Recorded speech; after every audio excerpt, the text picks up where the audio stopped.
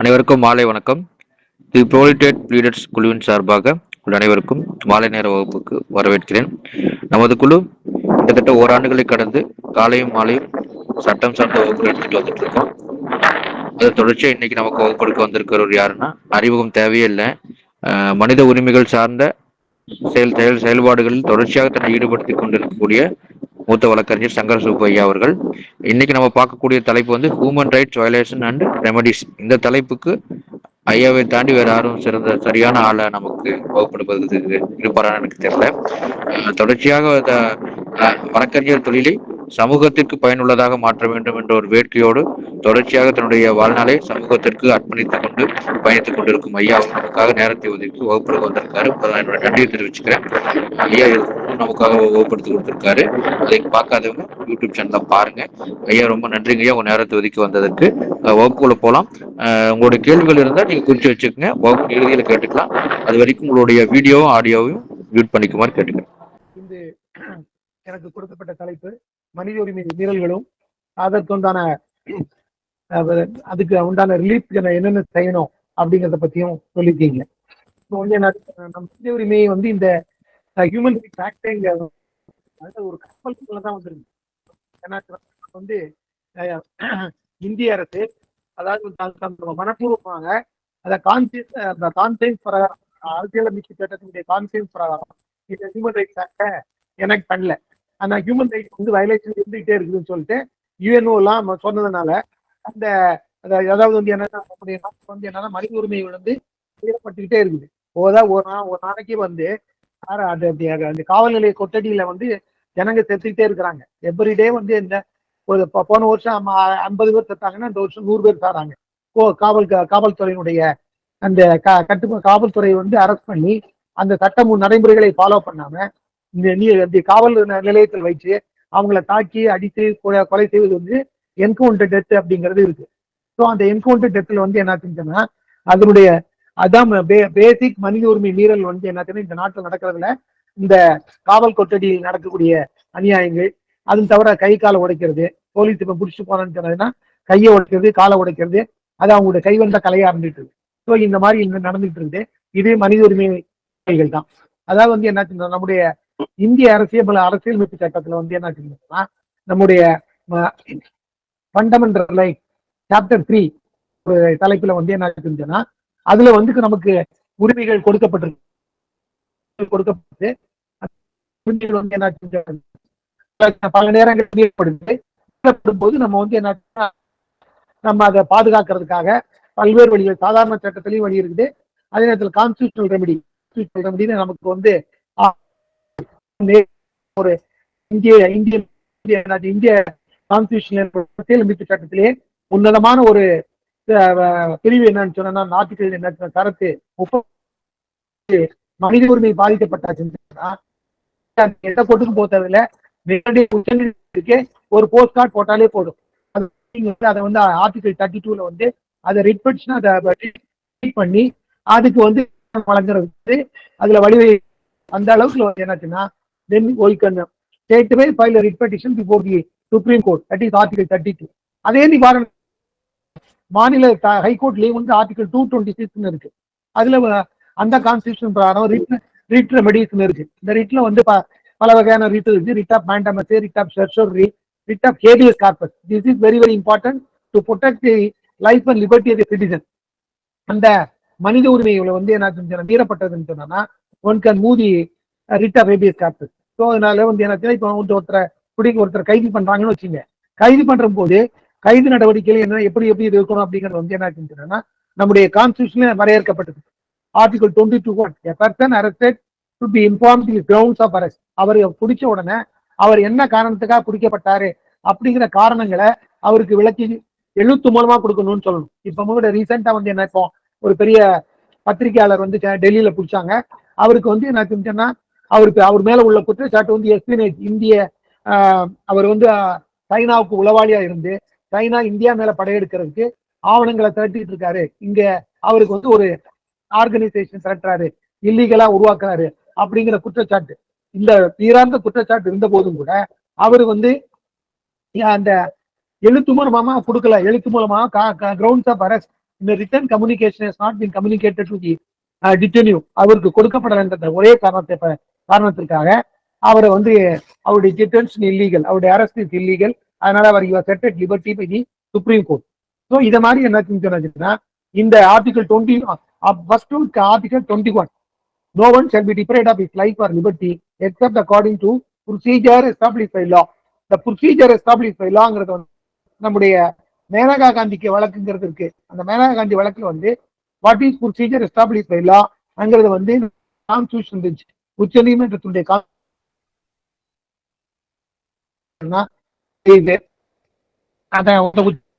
என்ன வழக்குன்னா the procedure must be fair, just and reasonable. It is a positive aspect. Second aspect is it should not be arbitrary, fanciful or oppressive. So இந்த positive நெகட்டிவ்ல வந்து சொல்லியிருக்காங்க. So அந்த அளவுக்கு வந்து என்ன ஆச்சுன்னா நம்முடைய அதே மாதிரி என்ன ஆச்சுன்னா அரசு சம்பந்தமான நம்முடைய D K Basu case, that is the Maneka Gandhi case is AR 1978 Supreme Court 597 Maneka Gandhi versus Union of India. அதுல ஃபேக்ட்ஸ் வந்து என்னன்னா மேனகா காந்தி வந்து அந்த வெளிநாட்டுக்கு போகணும்னு சொல்லிட்டு அவங்க பாஸ்போர்ட் அப்ளை பண்ணாங்க. காரியம் இல்லாம அவருடைய பாஸ்போர்ட்டை அவங்களுக்கு பாஸ்போர்ட் இஷ்யூ பண்ணல, go out of India. So அதை அவங்க சேலஞ்ச் பண்ணாங்க. சேலஞ்ச் பண்ணதுல வந்து ஒரு நல்ல தீர்ப்பு கிடைச்சது. உச்சநீதிமன்றம் என்ன சொல்லுன்னு சொன்னா right to go abroad is a fundamental right. நம்முடைய மனித உரிமையில வந்து நம்ம வெளிநாடுக்கு செல்வது, நம்முடைய சொந்தக்காரங்களை பார்க்கறதுக்கோ அல்லது படிப்பு விஷயமாகவோ வெளிநாட்டுக்கு அது ஆர்டிகல் 21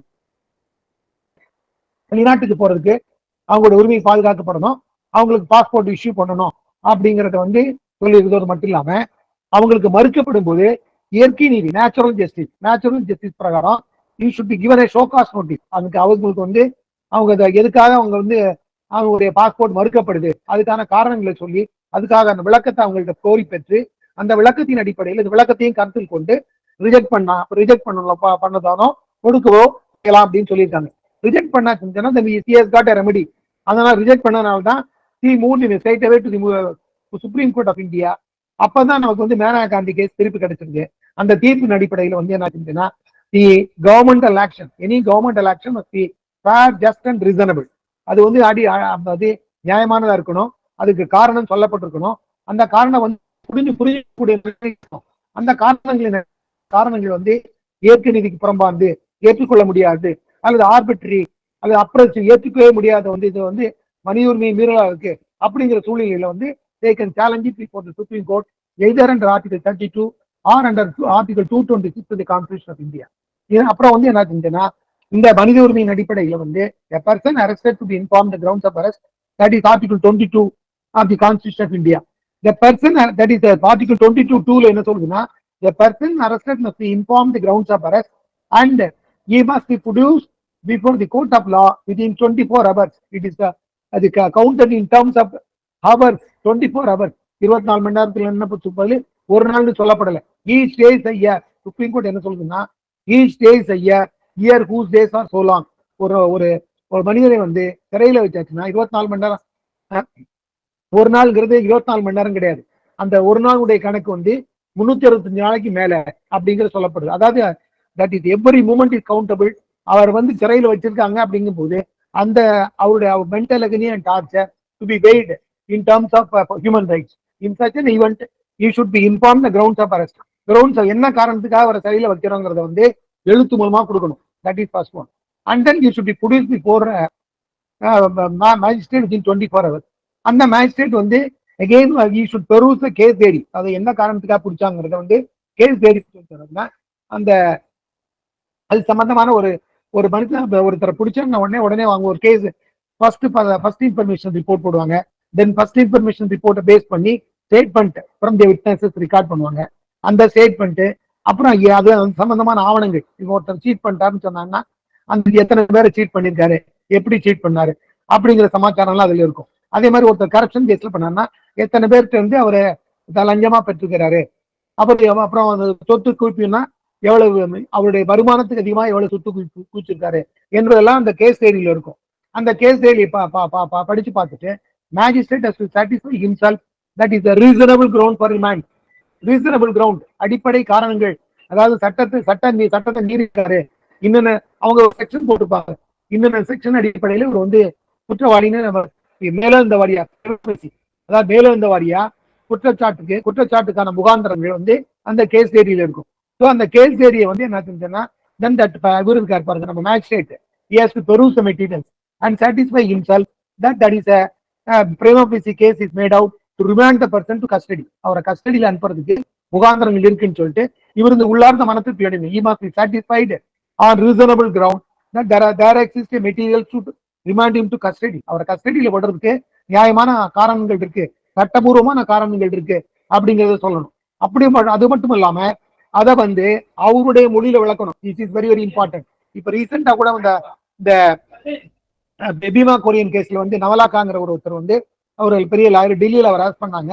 அரெஸ்ட் பண்ணிட்டு அவரை வந்து அங்கேருந்து பாம்பே கொண்டு போறதுக்கு முயற்சி பண்ணாங்க. முயற்சி பண்ணும்போது மூட writ of habeas corpus Delhi High Court. அந்த டெல்லி ஹைகோர்ட்ல வந்து டாக்டர் முரளிதரன்கிற நீதிபதியினுடைய அமர்வுல வந்தது. அப்பா வந்து என்னாச்சுன்னு சொன்னா அந்த அது வந்து கேசரியை வாங்கி பார்த்தார். கேசரியில உள்ளது எல்லாமே மராட்டியில இருக்கு. மராட்டியில இருக்கும்போது அவர் என்ன கேட்டார், இவர்கிட்ட கேட்டாருதாம்மா அந்த இன்வெஸ்டிகேஷன் ஆபீசருக்கு, நீங்க எதையாவது விளக்கி சொன்னீங்களா, இவருக்கு வந்து மராட்டி தெரியுங்கிறது தெரிஞ்சு கேள்விப்பட்டு கேட்டுக்கிட்டீங்களான்னு கேட்டாரு. இவருக்கு மராட்டி தெரியாது, அவருக்கு ஒரு ஹிந்தி தான் தெரியும், ஹிந்தி இங்கிலீஷ் தான் தெரியும், இது எல்லாமே மராட்டியில இருக்கு, எனக்கே புரியலையே, அதுக்கப்புறம் நீ எப்படியா வந்து அவருக்கு புரிய முடியும் அப்படின்னு சொல்லிட்டு அந்த ஷார்ட் கிரவுண்ட் இந்த இதை வந்து அவங்களுக்கு வந்து மொழிபெயர்த்து சொல்லல. அவருடைய லாங்குவேஜ்ல வந்து எது அவரை டீடைன் பண்றதுக்கான ரீசன், அவரை வந்து டீடைன் பண்றதுக்கான ரீசனை அவருடைய மொழியில அவருக்கு சொல்லப்படாத காரணத்தினால writ of habeas corpus allowed your set at liberty for you. So that was the position. So அதனால வந்து என்ன சொன்னா இந்த grounds of arrest should be informed to the அரஸ்டினா பிடிக்கப்பட்டு ஜெயில இருக்காருல்ல, அந்த ஜெயில இருக்கவருக்கு வந்து அவருடைய மொழியில அவர் மேல உள்ள குற்றச்சாட்டை அவருக்கு தெளிவான முறையில விளக்கி சொல்றதுக்கு அவருடைய மொழியில சொல்லணும் அப்படிங்கிறது அடிப்படை உரிமை. That is article 21. So that is the basic human rights. Basic human rights emanates from article 21. இந்த கான்ஸ்டிடியூஷன்ல டாக்டர் அம்பேத்கர் என்ன சொல்றாருன்னு சொன்னாருன்னா ஆர்டிகல் 21, ஆர்டிகல் 32 இதுதான் என்னுடைய ஐ செரிஷ் மை மெமரி. நான் வந்து இதை வந்து இந்த இதுல நான் ரொம்ப மகிழ்ச்சி அடைகிறேன். இதுதான் உன்னதமான ஆர்டிகிள், இது உன்னதமான கருத்து ஆர்டிகல் 21 அண்ட் ஆர்டிகல் 32 சொல்றாரு. ஸோ அந்த வகையில என்னன்னா இந்த மனித உரிமைகள் மீறப்பட்டாச்சுன்னா immediately writ of habeas corpus I cited two judgments. That is the judgment of the நவலாக்கா கேஸ்ல வந்து என்னாச்சுன்னா அந்த மராட்டி மொழியில இருக்கக்கூடிய அந்த அவர் மேல உள்ள குற்றச்சாட்டுகளை அவருக்கு தெரிஞ்ச ஹிந்திலயோ இல்ல இங்கிலீஷ்லயோ மொழிபெயர்த்து அளிக்கப்படல, அதனால அவரை பிடிச்சது தப்பு. இது ரீசன் அபண்டன்ட், அவர் மேல உள்ள குற்றச்சாட்டுகள் இந்த நாட்டினுடைய இறையாண்மைக்கு எதிராக செயல்பட்டு இந்த மாவோயிஸ்ட் கூட கைகோர்த்து இந்த இந்திய அரசியலமைப்பு சட்டத்தால் உருவாக்கப்பட்ட அரசை வந்து தூக்கி எறிதுக்கு வயலண்ட் மீன்ஸ் அந்த பாம்ஸ் அண்ட் எக்ஸ்ப்ளோசிவ், அதாவது யுஏபி ஆக்ட்னு ஒண்ணு இருக்கு. அதாவது வந்து அது மனித உரிமை சட்டம், மனித உரிமைக்குள்ள கருப்பு சட்டங்கள் வந்து அது ஏற்பட்டது இருக்கு. அதுல வந்து இந்தியா வந்து என்ன செஞ்சோம்னா சுதந்திர நாடா இருந்தா கூட நம்ம வந்து 1950 நம்முடைய கான்ஸ்டியூஷன் வந்தா கூட அந்த கான்ஸ்டியூஷன் தொடங்கும் போதே மனித உரிமை மீறலாதான் தொடங்கப்பட்டிருக்கு. எதுனா நம்முடைய சட்டத்துல வந்து தி ஹியூமன் ரைட்ஸ் எப்படி இருக்குன்னு சொன்னாச்சுன்னா a person arrested must be tried in accordance with law. That procedure will be fair. Fair procedure என்ன, அவர் மேல உள்ள என்ன குற்றச்சாட்டு, அந்த குற்றச்சாட்டுகளுடைய அந்த ஆவணங்களை வந்து அவருக்கு கொடுக்கணும். And he must be allowed to engage a counsel of his choice. அவருடைய விருப்பப்பட்ட வக்கீல வந்து வைக்கிறதுக்கு உண்டான உரிமை கொடுக்கணும். அதோட மட்டும் இல்லாம அந்த உரிமையில வந்து என்ன சொன்னா அவர் ஏழையா இருந்தான்னு வச்சுங்க, இஸ் a penniless person, அப்படி இருந்தாருன்னா அவருக்கு வந்து இந்த நாட்டினுடைய லீகல் சர்வீஸ் அத்தாரிட்டி ஆக்ட்னு ஒண்ணு இருக்கு. அதன் அடிப்படையில வந்து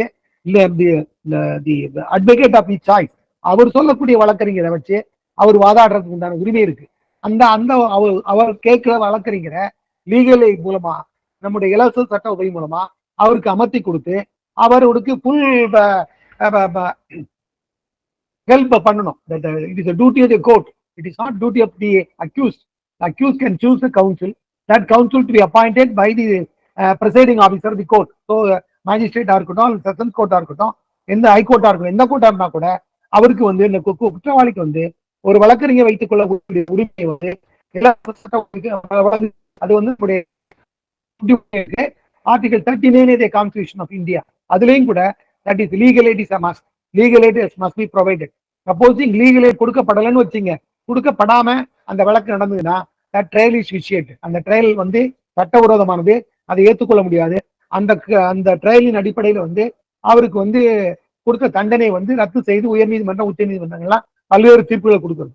அதோடு மட்டும் இல்லாம அந்த அவங்களுக்கு அனுப்பி வைக்க அவருக்கு நியமிக்கக்கூடிய வழக்கறிஞர் வந்து நல்ல முறையில் வாதாடி குறுக்கு விசாரணைகளை கரெக்டா பண்ணியிருக்காரா, குறுக்கு விசாரணைகள் வந்து அதாவது சட்டத்துக்கு உட்பட்டு இருக்கிறதா, அவருடைய டேலண்ட்டை தெளிவுபடுத்திருக்காரு. இப்போ கேஸ் ஆஃப் மாடர்ன் வச்சுங்க. Murder means death penalty. மாடர்னுக்கு வந்து death penalty is ultimate punishment. அப்படிப்பட்ட ஒரு குற்றவாளிக்கு வந்து ஒரு நியாயமான, அதாவது செஷன்ஸ் கேஸ் நடத்தக்கூடிய ஒரு 25 வருஷம் செஷன்ஸ் கேஸை, கொலை கேஸ்களை நடத்தி அனுபவம் உள்ள ஒரு வழக்கறிஞரை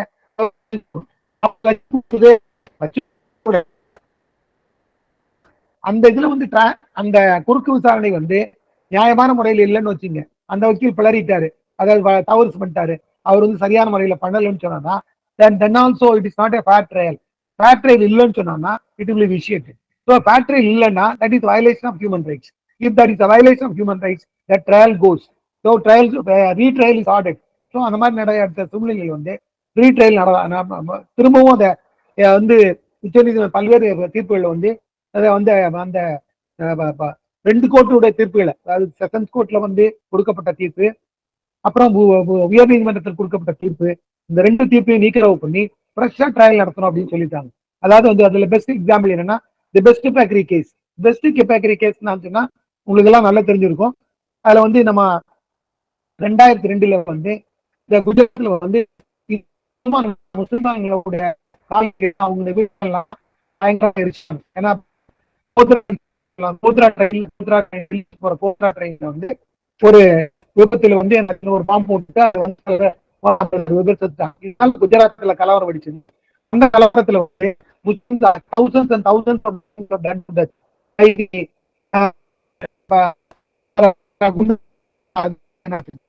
அவங்க கொண்டு போயிட்டாங்க. சூழ்நிலை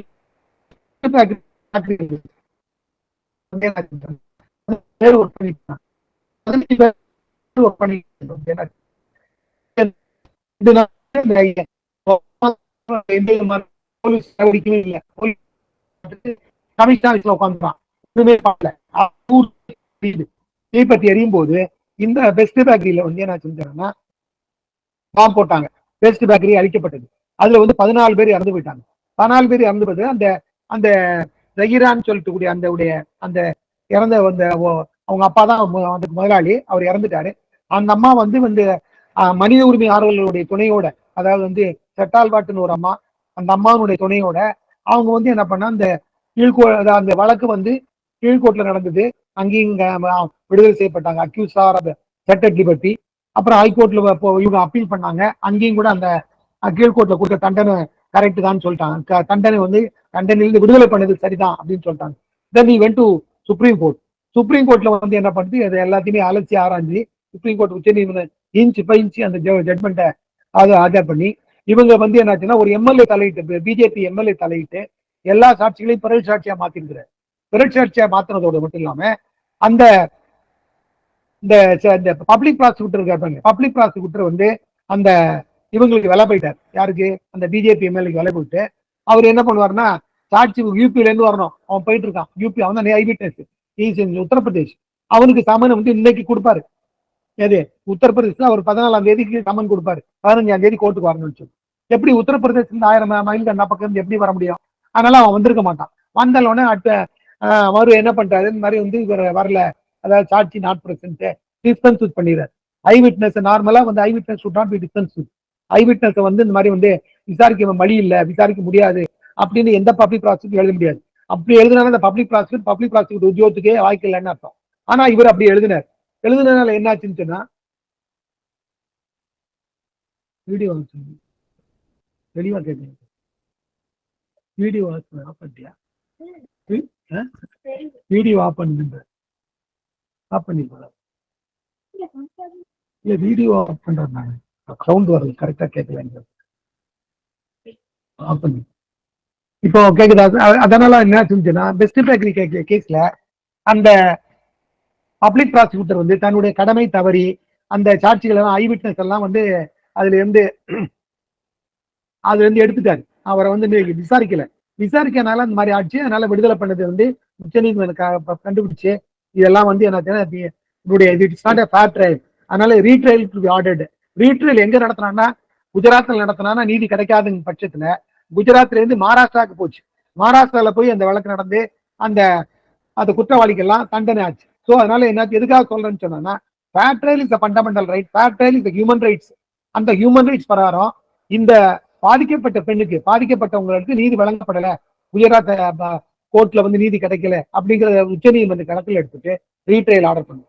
அதே மாதிரி வந்து என்ன இந்த அதர் சைடு அக்யூஸ் சைட்ல பாத்தீங்கன்னா டெல்லி ரெட் போர்ட்ல வந்து என்னாச்சுன்னா குண்டு அந்த ஒரு பஸ்ல போயிருக்கும்போது குண்டு வெடிச்சிருச்சு. அந்த குண்டு வெடிச்சதுக்கு 2-3 பாகிஸ்தானி முசல்மான்ஸ் வந்து ரெஸ்பான்சிபிள்னு சொல்லிட்டு அவங்கள ட்ரை பண்ணாங்க. அவங்கள ட்ரை பண்றதுக்கு வந்து என்னாச்சுன்னு சொன்னா அவங்களுக்கு யாருமே வக்கீலே இல்லை. அது நீதிமன்றம் தான் வக்கீல் வச்சு கொடுத்தது. ஒரு வக்கீல் வந்தாரு, ஒரு 2 மாசம் போனாரு. அப்புறம் அந்த வழக்குல நான் பாதாட விடுதலைன்னு போயிட்டாரு. அப்புறம் இன்னொரு வக்கீல் வந்தாரு, அவரும் போயிட்டாரு. அப்புறம் என்ன பண்ணாரு, இன்னொரு வக்கீல் குறுக்கு விசாரணை பண்ணி குறுக்கு விசாரணையில் வந்து அது வந்து நாட் ஒர்க். அதாவது இந்த கேஸ் வந்து ஒரு பெரிய வழக்கு. இதுல வந்து பல பேர்கள் வந்து சாகடிக்கப்பட்டிருக்காங்க, பாம்பு பிளாஸ்ட் பஸ்ல நடந்திருக்கு. இப்படியெல்லாம் இருக்கக்கூடிய சூழ்நிலையில வந்து குறுக்கு விசாரணை சரியா பண்ணல. அதனால வந்து என்னாச்சுன்னா அவருக்கு கொடுக்கப்பட்ட வக்கீல் சரியில்லை.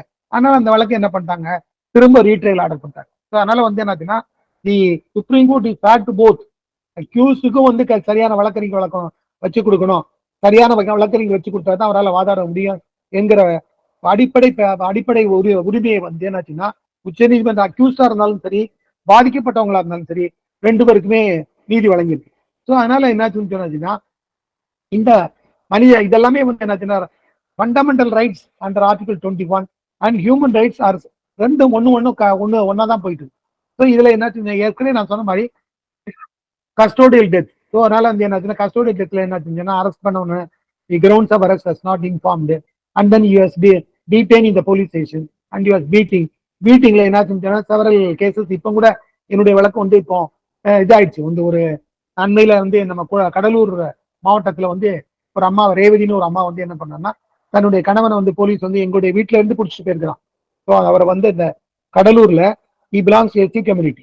ஸோ அந்த தலித் ஹேம்லெட்ல இருந்து அவங்க இருக்கக்கூடிய அந்த காலனில இருந்து நைட்டு 12 மணிக்கு இதோ ஒரு மர்டர் கேஸ்ல உன்னை விசாரிக்கணும் அப்படின்னு சொல்லிட்டு கூட்டு போயிட்டு அங்க வந்து இந்த போலீஸ் ஸ்டேஷன்ல வந்து நெய்வேலி போலீஸ் ஸ்டேஷன் வந்து 5 நாள் வச்சு அடிச்சுட்டே இருக்கான். அடிச்சுட்டு என்ன பண்ணுவான், பிரியாணி இதை வாங்கி கொடுத்துட்டே இருந்தான். கடைசியில வந்து என்ன செஞ்சேன்னா 5ஆவது நாள்ல வந்து நீங்களே எடுத்துட்டு வந்து இந்த ஜிப்மர் ஹாஸ்பிட்டல சேர்க்கிறான். ஜிப்மர் ஹாஸ்பிட்டல வந்து அவங்களுக்கு வந்து ட்ரீட்மெண்ட் கொடுத்தாங்க. ட்ரீட்மெண்ட் பலன் அளிக்கல, அங்கேயே இறந்து போயிட்டார். அங்கேயே இறந்து போன உடனே என்ன ஆச்சுன்னு சொன்னா இதுக்கு வந்து என்னன்னா என்கொயரி நடத்தணும். ஸோ திஸ் இஸ் அண்டர் இந்த மாதிரி கஸ்டோடியல் டெத் ஆச்சுன்னு சொன்னா separate provision under CrPC 176 capital A of the CrPC பிரகாரம் இதை வந்து ஒரு மேஜிஸ்ட்ரேட் ஹோல்ட் தி என்கொயரி. ஒரு மேஜிஸ்ட்ரேட் வந்து இந்த custodial death whether it is justified or not, அவன் என்ன சொல்லலாம், இவரே செத்துக்கிட்டாரு, இவருக்கு உடம்பு சரியில்லாம போச்சு, நேச்சுரல் டெத்து அப்படிங்கிற மாதிரி இதெல்லாம் எடுத்துட்டு இருந்தான். அதெல்லாம் கணக்கில் எடுத்துட்டு 176 ஏல magistrate rendered a finding saying that it is a custodial death அப்படின்ட்டு. ஸோ அதன் அடிப்படையில் வந்து என்ன மேட்டர் டு சிபிசிஐடிக்கு வந்து இந்த வழக்கை அது புலன் விசாரணைக்கு அனுப்பிச்சாங்க. புலன் விசாரணை அடிப்படையில் சிபிசிஐடி என்ன பண்ணுச்சுன்னு சொன்னாக்கா தி இன்ஸ்பெக்டர், அப்புறம் வந்து சப் இன்ஸ்பெக்டர், ஹெட் கான்ஸ்டபிள் அப்படின்னு 5-6 பேர் மேல வந்து வழக்கு போட்டாங்க. அவங்க என்ன பண்ணாங்கன்னு சொன்னாங்கன்னா இதெல்லாம் இது வந்து இதே கிடையாது, இதுல எஸ்சிஎஸ்டியே கிடையாது, அவன் வந்து இந்த மாதிரி வந்து கொலை வழக்குல வந்து அவன் குடிச்சிட்டு போட்டிருக்கான், அவனுக்கு வந்து ஒண்ணும் இல்லை, இயற்கையின் உபாதையின் அடிப்படையில், அதாவது அவனுக்கு வயிற்றுல வந்து அந்த ஏதோ ஒரு கட்டி இருந்துச்சு, அந்த கட்டியின் அடிப்படையில தான் செத்துட்டான், அதனால மூச்சு திணறல் ஏற்பட்டு செத்துருக்காப்ல, இது இயற்கை மரணம் தான் அப்படிங்கிறத மேனேஜ் பண்ணி ஒரு போஸ்ட்மார்டம் சர்டிஃபிகேட் அப்படி வந்து மாதிரி வச்சுட்டு அதன் அடிப்படையில வந்து இந்த அதே மாதிரி எஸ்சிஎஸ்டியும் வரது கிடையாது. எஸ்சின்னு பிடிக்கல, இவரை கொலகாரங்கிற காரணத்தினால்தான் நாங்க பிடிச்சோமோ தவிர எஸ்சிங்கிற காரணத்தெல்லாம் பிடிக்கல, அதனால வந்து எஸ்சிஎஸ்டி அட்ராக்ட் ஆகிறது இல்லை, அப்புறம் கொலை வழக்கும் போடுறதுக்கு முகாந்திரம் இல்லை அப்படிங்கிற வாதத்தெல்லாம் ரிஜெக்ட் பண்ணிட்டு அந்த எஸ்சிஎஸ்சி முதல்ல வந்து வழக்கு வந்து என்னாச்சுன்னா ஒரு அடிஷனல் செஷன்ஸ்ல போச்சு. அவரு என்ன பண்ணாரு, கொலைக்கான முகாந்திரம் இது கொலை வழக்கா பதிவு பண்ணி தான் விசாரிக்கணும், கொலை வழக்காக தான் அவன் வந்து சார்ஜஸ் ஃப்ரேம் பண்ணணும்னு அவர் சொல்லி, ஆனா எஸ்சிஎஸ்டி அட்ராசிட்டிஸ் வரதுனால இதை பிஜே கோர்ட்டுக்கு அனுப்புறாரு. பிஜே கோர்ட்ல அனுப்பிச்சு அந்த பிரின்சிபல் செஷன்ஸ் கோர்ட் என்ன பண்றாங்க, அதை ஸ்பெஷல் கோர்ட்டுக்கு அனுப்புறாங்க. ஸ்பெஷல் கோர்ட்ல என்ன இந்த பிஜே கோர்ட்லயே என்ன சொன்னாங்க, மர்டர் வரல அப்படின்னு சொல்றாங்க. then went on to the other court, namely SCST atrocities court. அந்த கோர்ட்லயும் என்ன சொல்றாங்கன்னு சொன்னாச்சுன்னா ரெட் பேரை டிஸ்கஸ் பண்ணி இது வந்து SCST atrocities act அட்ராக்ட் ஆகுது, இது கொலைதான் அப்படின்னு சொல்லிட்டு 302 அட்ராக்ட் ஆகுதுன்னு சொல்லிட்டு charges framed under section 302 IPC and then SCST Prevention of Atrocities Act. அதை எதிர்த்து என்ன பண்றாங்க அந்த போலீஸ்காரங்க, இன்ஸ்பெக்டர், எஸ்ஐ அவங்க எல்லாம் வந்து என்ன பண்றாங்க, ஹைகோர்ட்டுக்கு வராங்க. ஹைகோர்ட்ல ஒரு நீதிபதி நடக்குது. அவர் என்ன பண்றாருன்னு சொன்னாங்கன்னா இது வந்து இது கிடையாது, இது வந்து 302 அட்ராக்ட் ஆகாது, அவருக்கு வந்து ரிப்போர்ட் பண்றாராம், போஸ்ட்மார்டம் சர்டிபிகேட் பண்றாராம், அவருக்கு வந்து இந்த மாதிரி வந்து மூச்சு திணறல் ஏற்பட்டுதான் மரணம் அடைஞ்சிருக்காருன்னு சொல்றாரு. அப்படிங்கறத கிட்னி ஃபெயிலியர் ஆயிருக்கிறது காரணம் அப்படின்னு சொல்றாங்க அப்படின்னு சொல்றாரு. அதனால வந்து என்ன 304 part 2, அதாவது வந்து கொலை இல்லாம சாதாரண culpable homicide not amounting to murder அது மாதிரி இருந்துச்சுன்னு சொன்னாச்சுன்னா 304 part 2ல சார்ஜ் ஃப்ரேம் பண்ணோம் அப்படின்னு ஹைகோர்ட் சொல்லுச்சு. இந்த உத்தரவை எதிர்த்து உச்ச நீதிமன்றத்துல நாங்க வழக்கு தாக்கல் செஞ்சோம். உச்ச நீதிமன்றத்தில் வந்து அதை நம்ம டாக்டர் முரளிதரன் தான் வந்து நீங்க சொல்ற ஏற்பாடு அவர் வந்து ஃப்ரீயா பண்ணித்தரேன்னு சொன்னாரு. அவர் முயற்சி பண்ணி இந்த உச்ச நீதிமன்றம் இதை வந்து விசாரணைக்கு எடுத்துச்சு. இது வந்து 302 வரும் அப்படிங்கிற முகாந்திரம் இருக்கு அப்படின்னு சொல்லிட்டு இப்ப தமிழ்நாடு அரசுக்கு வந்து நோட்டீஸ் அனுப்பிச்சிருக்காங்க. ஸோ அதனால வந்து என்ன சொன்னா இந்த கஸ்டோடியல் டெத்ல வந்து magistrate is first holding in enquiry under 176 capital A and அவர் வந்து இன்கொஸ்ட் கண்டக்ட் பண்ணி அந்த இன்கொஸ்ட்ல தான் இந்த பிரேத விசாரணை பண்ணி அவருடைய தலைமையில தான் அவருடைய முன்னிலையில் தான் போஸ்ட்மார்டம் நடக்கும். ஸோ சாதாரண அவர்கள் எல்லாம் போஸ்ட்மார்டம் டாக்டர் பண்றாரு, போலீஸ்காரங்க தான் இருப்பாங்க. But here in this case on 176 capital A, there is a special procedure that the magistrate concerned should be present before the postmortem room. So அதனால postmortem நடக்கும்போது அவங்களே பார்த்து he can note down the injuries, he can take anything, he can do all wonders. So அதனால வந்து என்ன சொன்னா postmortem வந்து நடக்கும்போது அந்த postmortem அடிப்படையில that postmortem will be videographed. இப்போ வந்து மதுரை பெஞ்சில் வந்து என்ன சொன்னா ஒரு ஜட்மெண்ட், ஒரு டிவிஷன் பெஞ்ச், நம்ம கிருபாரன் ஜட்ஜி வந்து கிருபாரன் பெஞ்சில் வந்து நடந்து அதுல என்ன சொல்லியிருக்கான்னு சொன்னா postmortem how to conduct postmortem in case of this custodial torture and other things அப்படின்னு சொல்லி அதுக்கு உண்டான கைட்லைன்ஸ் இஷ்யூ பண்ணிட்டு அந்த போஸ்ட்மார்டம் ரிப்போர்ட் வந்து complainant will get it within 24 hours 24 மணி நேரத்துல அந்த போஸ்ட்மார்டத்தினுடைய ரிப்போர்ட்டை வந்து கம்ப்ளைனன்ட்டுக்கு அதுக்குள்ள கொடுக்கறதே கிடையாது. கம்ப்ளைனன்ட் இப்போ நான் இன்னைக்கு கூட ஒரு காலையில் ஒரு கேஸ் வந்து அதுல போஸ்ட்மார்டம் சர்டிஃபிகேட் அவங்க கேட்டு பார்த்துறாங்க, ரைட் டு இன்ஃபர்மேஷன் கேட்டிருக்காங்க. நீ வந்து அந்த டாக்டர் என்னது அந்த ஹாஸ்பிட்டல் டாக்டர் என்ன சொல்றாங்க கோயம்புத்தூர் ஹாஸ்பிட்டல்ல நீ go and get it from the investigation officer.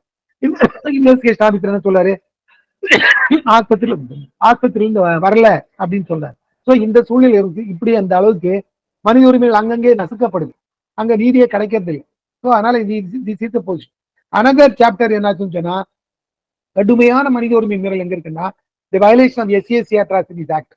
SCST Atrocities Act வந்து என்னாச்சுன்னு சொன்னா that is வந்து அது ஒரு disgrace to our nation, அந்த நம்மளுடைய வந்து நேஷனுடைய அவமான சின்னம்.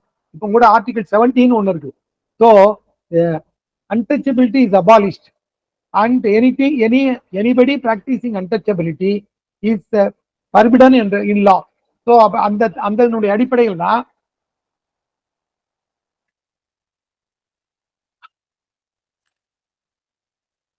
அதனுடைய அடிப்படையில் தான் SCST Prevention of Atrocities Act இருக்கு.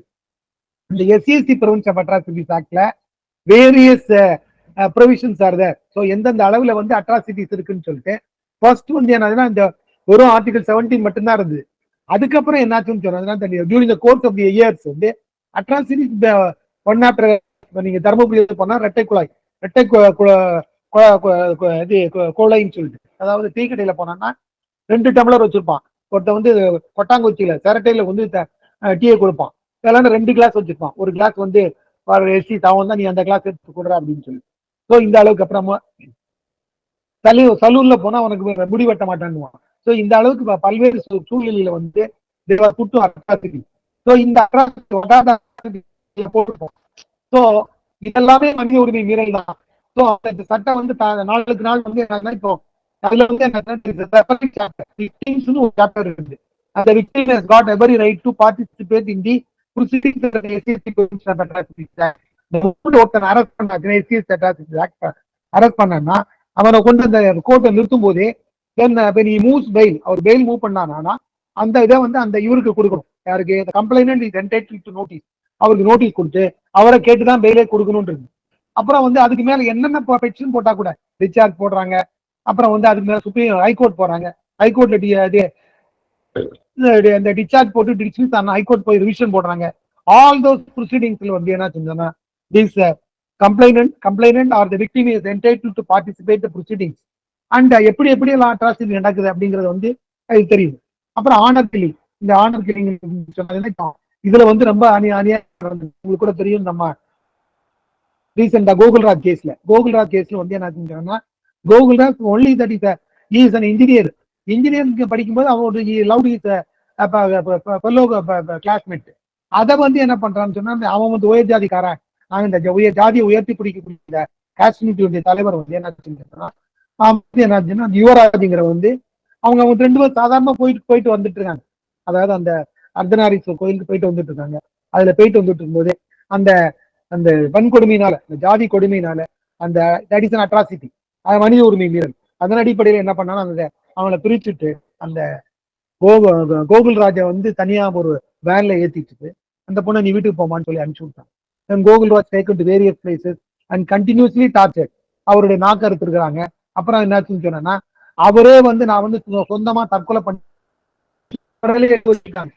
வச்சு இதை வந்து போட்டு பண்ண நல்லவே வந்து என்ன மனித உரிமை ஆர்வலர்கள் வந்து என்னன்னா உடனே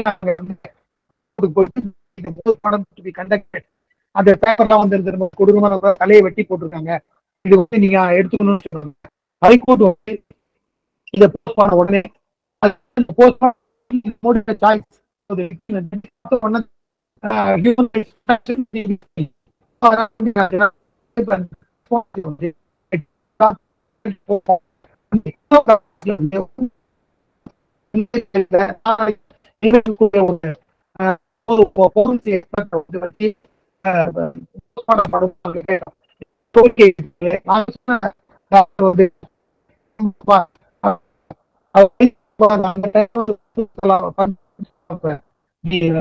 மெடிக்கல் காலேஜ் போகும் அங்க அவங்க நியமித்தாங்க.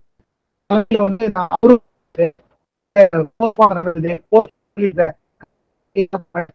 அதுக்கு பண்ணாங்க.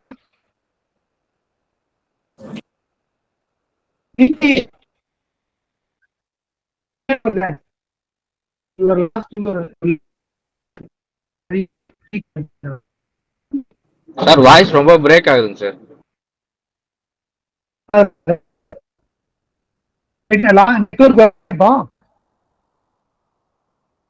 சார் ஒரு வாட்டி வெளியில போயிட்டு கூட உள்ள வாங்க சார், சரியா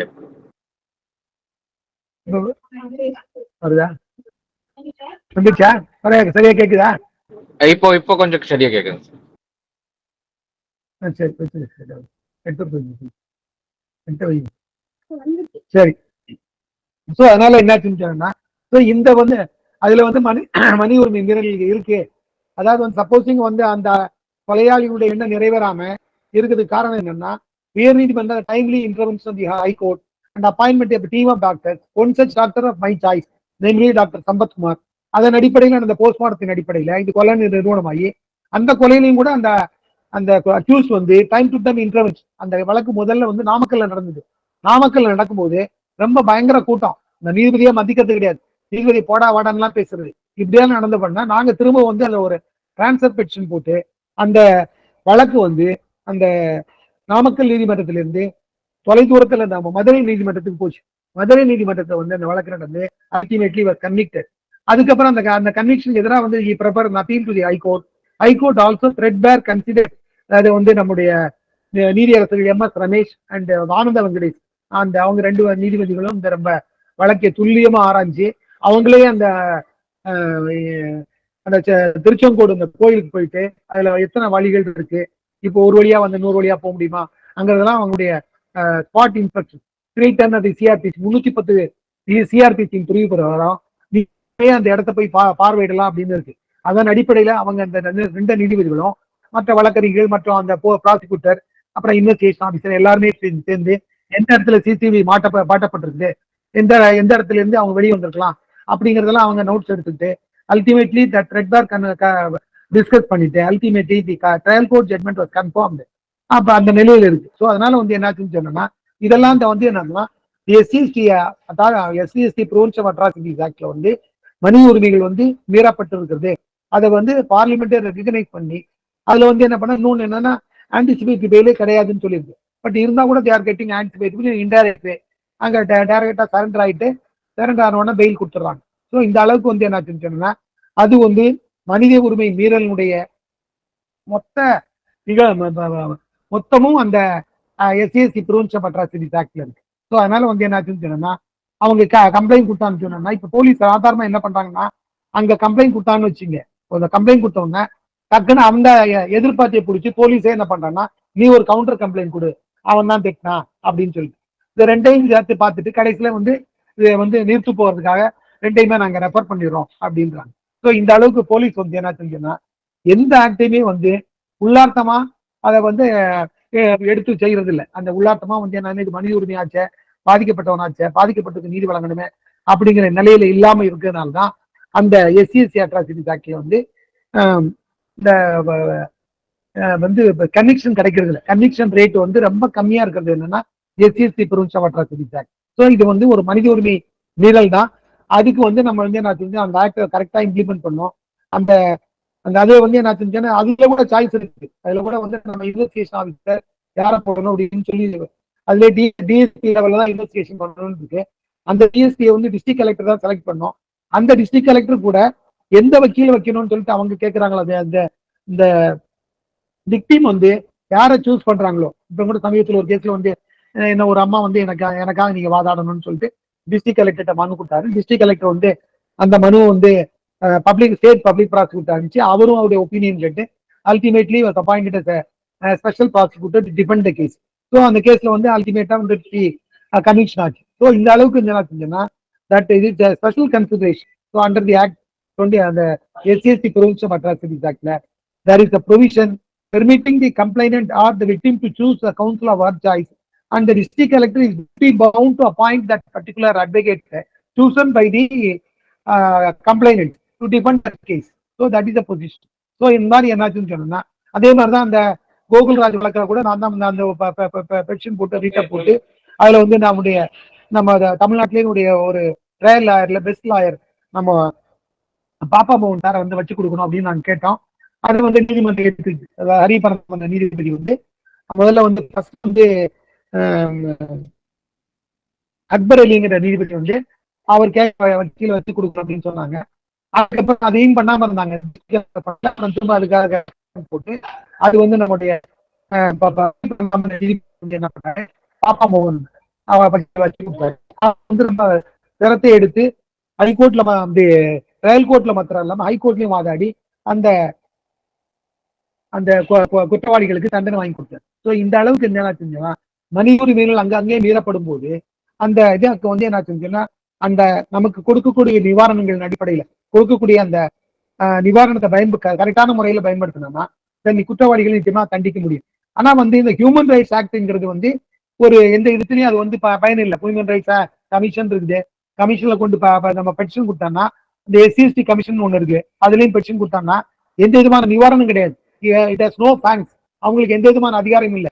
நீங்க சிபிசி எடுத்துட்டீங்கன்னா சிபிசியில வந்து என்ன செஞ்சோம்னா ஒரு டிகிரி ஆயிடுச்சுன்னு சொன்னோம்னா அந்த டிகிரி எக்ஸிக்யூட் பண்றதுக்கு 21 பிரகாரம் ஆர்டர் 21 பிரகாரம் நிறைவேற்று மனு போட முடியும். நிறைவேற்று மனு வந்து கொடுப்பான். இப்போ வந்து என்ன ஸ்பெசிபிக் பர்ஃபார்மன்ஸ் சூட்டுனா ஆர்ட் ரிலேட்டட் எதை பண்ணணும்னு சொன்னா அந்த ஸ்பெசிபிக் பர்ஃபார்மன்ஸ் சூட்டு போட்டான்னா அந்த ப்ராப்பர்ட்டியை வந்து கோர்ட்டே வந்து எக்ஸிக்யூட் பண்ணி சேல் டீடை வந்து அந்த வாதிக்கு கொடுக்கும். அந்த அளவுக்கு வந்து அதான் நிறைவேற்று மனுன்றது.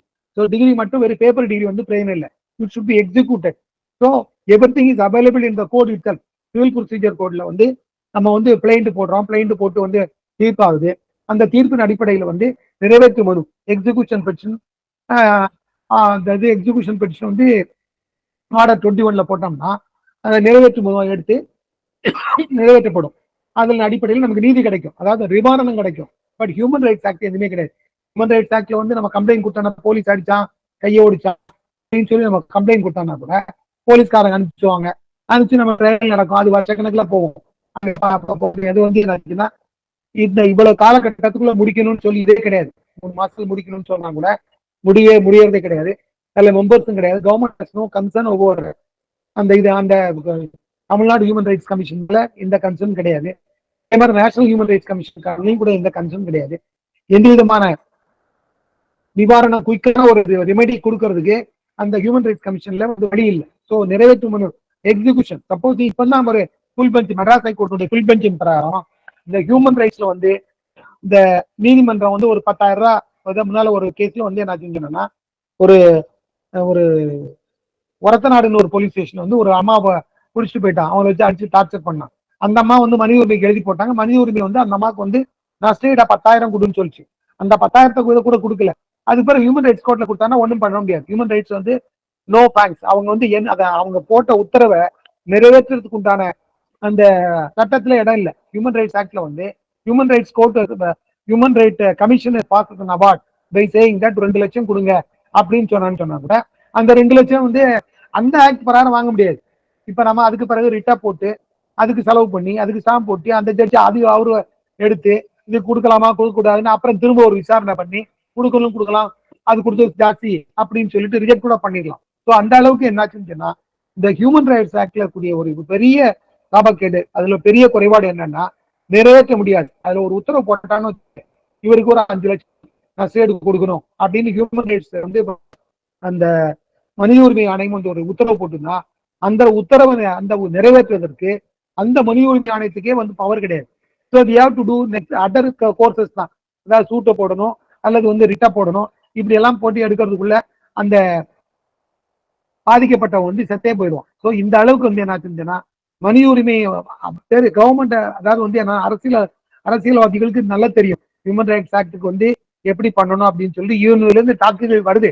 இருந்தா கூட ஆட்சியாளர்கள் என்னாச்சுன்னா ஹியூமன் ரைட்ஸ் வளர வளர அது நம்முடைய ஆட்சிக்கு பங்கம் அளிக்குது, அவர் ஹேண்ட்ஸ் ஆர் டைல்டு அப்படின்றான். அதாவது என்னன்னா நம்ம அதில் எதுவும் பண்ண முடியாதுன்னு சொல்லிட்டு. ஸோ இப்போ நம்ம இன்னொரு தான் போயிட்டு இருக்கோம்.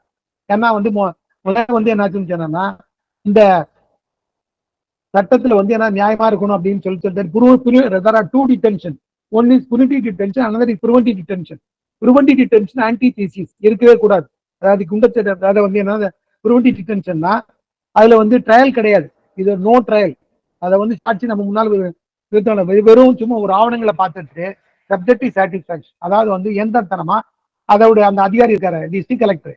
இப்போ நம்ம குண்ட தடுப்பு சட்டத்துல that is antithesis to democracy, antithesis to human rights. So அந்த ப்ரிவென்டிவ் டிடென்ஷன் ஆக்ட் அது மனித உரிமை மீறல். அந்த preventive detention right from the பிகினிங்ல இருந்து இருக்கு. அதனால நம்முடைய முன்னாள் பிரதமர் நேரு 9 ஆண்டுகள் ப்ரிவென்டிவ் டிடென்ஷன் இருந்திருக்கிறார். காமராஜ் 9 வருஷம் இருந்திருக்காரு. காமராஜ் கக்கன் இவங்க எல்லாம் ப்ரிவென்டிவ் டிடென்ஷன் இருந்திருக்காங்க. Gandhi was detained at preventive detention. Even assembly என்ன சொல்றாங்கன்னா preventive detention no doubt it is antithesis to the democracy, அது ஆன்டி அது ஒரு இயற்கை நீதிக்கு முரணானது, அது இருக்கக்கூடாதுங்கிறத நாங்களே ஏற்றுக்கிறோம். ஆனா இருந்தா கூட இந்தியா ஒரு நாசன் டெமோக்ரஸி. இப்பதான் நம்ம டெமோக்ரஸியே வந்திருக்குது. அந்த டெமோக்ரஸி எப்படி ஃபங்க்ஷன் ஆகுதுன்னு நம்ம பார்க்கணும். ஆனா சில நமக்கு வெளிநாட்டுகளில் இடையூறுகள் இருக்கு, உள்ளேயும் சதிகாரர்கள் இருக்காங்க. அதனால என்னாச்சுன்னா அந்த சதியை ஒடுக்கிறதுக்கு, அரசுக்கு எத்தனால சதியை ஒடுக்கிறதுக்காகவும் அரசு இயந்திரத்தை தூக்கி எறியறதுக்காக வரக்கூடிய அந்த திடீர் புரட்சியை தடுக்கிறதுக்காகவும் இந்த நாசகாரர்கள் அல்லது இந்த ஆன்டி சோசியல் எலமெண்ட்ஸ் இவங்களுடைய நடவடிக்கையை தடுப்பதற்காகவும் தான் நாங்க இமீடியட்டா நாங்க இதை வச்சிருக்கோம், நம்முடைய ப்ரிவென்டிவ் டிடென்ஷன் லா வச்சிருக்கோம்னு சொல்லிட்டாங்க. ஸோ 1900 அது பல்வேறு வடிவத்துல மாற்றப்படுது. நான் உண்மையிலே என்ன செஞ்சேன்னா there is no trial. அதாவது நம்ம சாதாரண ஒரு திருட்டு வழக்குல உள்ள போனா கூட அந்த திருட்டு வழக்குல அவனுக்கு சார்ஜ் ஷீட்டை கொடுத்து அப்புறம் கேள்வி கேட்டு சாட்சிகளை விசாரிச்சு அதுக்கு பிறகு சாட்சி இந்த மாதிரி சொல்றான், PW1 இப்படி சொல்றான், PW2 இப்படி சொல்றான், PW3 இப்படி சொல்றான், PW4 இப்படி சொல்றான், இதுக்காக என்ன சொல்றேன்னு அவனுடைய விளக்கத்தை கேட்டு அதுக்கப்புறம் என்னன்னா உனக்கு என்னப்பா டிஃபென்ஸ் இருக்கு, உன் தரப்பு சாட்சிகள் யாராவது இருக்காங்களா, உன் தரப்பு சாட்சிகள் நீ கொண்டு வரலாம்னு சொல்லிட்டு அதுக்கு பிறகு வழக்கறிஞர்களோட வாதத்தை கேட்டு வாத பிரதிவாதங்கள், அதாவது ப்ராசிக்யூட்டருடைய ஆர்குமெண்ட் அப்புறம் டிஃபென்ஸ் கவுன்சிலோட ஆர்குமெண்ட் ரெண்டையும் கேட்டுட்டு இறுதியா ஒரு தீர்ப்பை கொடுப்பார். யாரு மேஜிஸ்ட்ரேட் திருட்டு வழக்குல ஒரு 3 ஆண்டுகள் சிறைப்பட்டார்னா then we have got a right of appeal. 374 CRPC we can prepare an appeal to the sessions court. Sessions கோர்ட்ல வழக்கு நடக்கும். அங்க இந்த கீழமை கொடுத்த அந்த மேஜிஸ்ட்ரேட் கொடுத்த உத்தரவு தப்பு அப்படிங்கறத நம்ம வாத பிரதிவாதங்கள் இருக்கு. அதன் அடிப்படையில் என்ன இருக்குன்னா, sessions court will say whether the sentence is conviction sentence is confirmed or he may acute. ரெண்டுல ஏதாவது ஒன்று பண்ணலாம், தண்டனை குறைக்கலாம், ஃபைனை குறைக்கலாம். Then if you are so agreed by the first appellate court, then you can further revision to the high court under 387 and 401 CRPC-ல high கோர்ட்ல வந்து revision போடலாம். இந்த ரிவிஷன் இதே மாதிரி வந்து வாத பிரதிவாதம் ரெண்டு பேரையும் கேட்டுட்டு sessions court the high court come to conclusion the judgment of both courts are bad in law அப்படின்னு ரெண்டு கோர்ட்டு தண்டனையும் அந்த கன்விக்ஷனை ரத்து பண்ணிட்டு விடுதலை பண்ணலாம். ஸோ அதனால தண்டனையை குறைக்கலாம். அல்லது வந்து POs act, professional of offenders ஆக்ட்ல வந்து மன்னிச்சு நீ நன்னடத்தில் விடலாம். இப்படிப்பட்ட இதெல்லாமே இருக்கு. ப்ரொஃபஷனல் லேண்ட் ஆக்ட் இருக்கு, பிஓஸ் ஆக்ட் இருக்கு, அல்லது 360 CRPC இருக்கு, அதுலயும் கூட மன்னிச்சு விடலாம். ஸோ இந்த மாதிரி எல்லாம் பண்ணலாம். All those things are not available in preventive detention act. Preventive detention ஆக்ட்ல வந்து ஒரே ஒரு இது வந்து என்னன்னா அது மனித உரிமை most violation of human rights is preventive detention. Preventive detention that is the law. The preventive detention is lawless law. அது இருக்கக்கூடாது, ஆனாலும் இருக்குது, நாங்க அதை வச்சிருக்கோம் அப்படின்னு. அதுல வந்து என்ன செஞ்சோம்னா, தி டுனி ஹஸ் நோ ரெமெடி. என்ன ரெமெடி இருக்குன்னா, அவங்க ஒரு ப்ரொசீஜரல் ஆஸ்பெக்ட், அதாவது அந்த கிரவுண்ட்ஸ் ஆஃப் டிடென்ஷனை அவருக்கு எத்தனை நாள் வர பிடிக்கும் அப்படிங்கிற அவரை டிடென்ஷன் போடணும். ஒரு 5-6 பக்கத்தை இருப்பான். அந்த 5-6 பக்கம் வரக்கூடியதை வந்து கொடுப்பாங்க அவருக்கு. கொடுத்த பிறகு அதை படிச்சு பார்த்து he can make a representation to the government. இந்த மாதிரி என்ன, இந்த மாதிரி குண்டத்துல போட்டது, அதாவது வந்து என்னச்சுன்னா இந்த வெவ்வேறு பேரில் வந்து preventive detention act, subsequently DRI, Defence of India Rules வந்து DRI வந்து. அதுக்கப்புறம் என்னாச்சுன்னு சொன்னா MISA, Maintenance of Internal Security Act. அதுல during emergency several thousands and lakhs of people were detained under the visa maintenance of internal security act. Then thereafter that was lifted. அப்ப இப்ப அதனுடைய அதே மாதிரி வந்து இப்படிக்காக இருக்கிறது நேஷனல் செக்யூரிட்டி ஆக்ட். இது வந்து தேச பாதுகாப்புக்காக நேஷனல் செக்யூரிட்டி ஆக்ட். ஆனா ஸ்டேட் பொறுத்தவரையில முண்டச்சட்டத்தில் ஒருத்தன் போட்டாங்க, ஒரு வருஷம் வண்டி. அதுக்கு வந்து ரெமெடி என்ன செஞ்சா, ஃபர்ஸ்ட் வந்து அந்த ரெப்ரசன்டேஷன் கொடுக்கலாம், அந்த ரெப்ரசன்டேஷன் கவர்மெண்ட் ஏற்றுக்கணும். அதுக்கப்புறம் 3 வாரத்துக்கு 7 வாரத்துக்குள்ள அந்த வந்து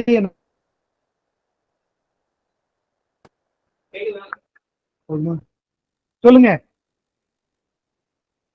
சார். வாய்ஸ் ரொம்ப பிரேக் ஆகுங்க சார் வாய்ஸ். சரி, இப்ப என்ன மணி ஆட்சியில இப்ப இது பண்ணிடலாம், கேள்வி கேட்டுக்கலாம். ஓகே சார், क्वेश्चन செஷன் போயிடலாங்க சார்.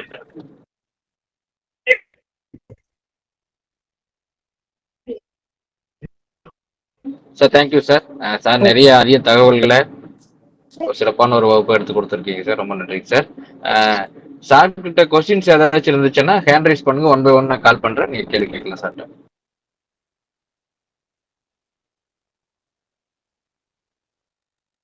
பண்ணுங்க, क्वेश्चंस இருந்தா ஹேண்ட் ரைஸ் பண்ணுங்க.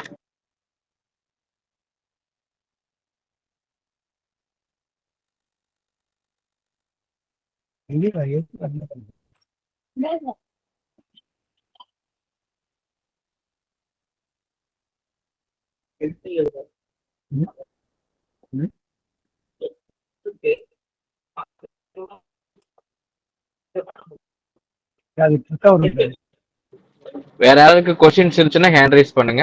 பாலாஜி சார், நீங்க ஹேண்ட் ரைஸ் பண்ணிருக்கீங்க, பேசுங்க. மியூட் ஆஃப் பண்ணிட்டு பேசுங்க.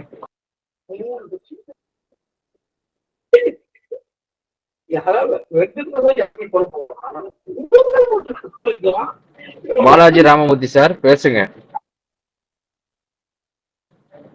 சார் ஓகே சார், யாருக்கும் क्वेश्चंस இல்லைன்னு நினைக்கிறேன். சார் ரொம்ப நன்றி சார், கிட்டத்தட்ட 1 ஹவருக்கு மேல வகுப்புல போயிடுச்சு. ரொம்ப நன்றி சார், உங்களுடைய நேரத்தை ஒதுக்கி கொடுத்து நீங்க வகுப்பு எடுத்து கொடுத்து ரொம்ப நன்றிங்க சார். கொஞ்சம் நெட்வொர்க் இஷ்யூனால சிலது தடைப்பட்டுருச்சுங்க சார். நம்ம அடுத்த நிகழ்வுகள் நம்ம அதை சரி செஞ்சுக்கலாங்க சார். நேரத்தை ஒதுக்கி நீங்க வகுப்பு எடுத்து கொடுத்து ரொம்ப நன்றிங்க சார். நீங்க அடுத்த வகுப்புகள் தொடர்ச்சியா எடுத்து கொடுங்க சார். நன்றி. தேங்க்யூ. அனைவருக்கும் நன்றி. நாளை நம்ம வகுப்புல சந்திக்கலாம். நன்றி.